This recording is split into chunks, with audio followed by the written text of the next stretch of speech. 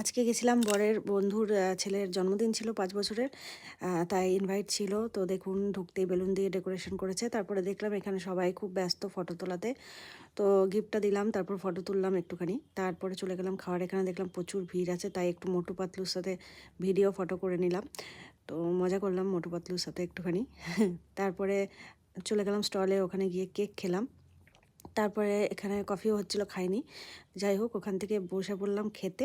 তো প্রথমে স্যালাড দিল, তারপরে সস দিল, তারপর ডিমের ডেভিল দিল।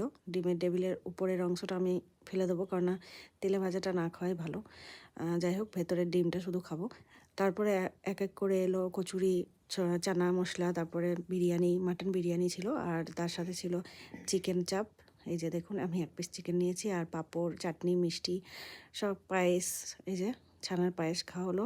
প্রচুর ক্যালোরি গেইন করেছি। এবার বেশি করে খাটতে হবে। তারপর জিরা জল খেয়ে আইসক্রিম খেয়ে বাড়ি চলে আসলাম। আজকের মতো এখানেই, আবার দেখা হচ্ছে অন্য একটা ব্লগে। টাটা।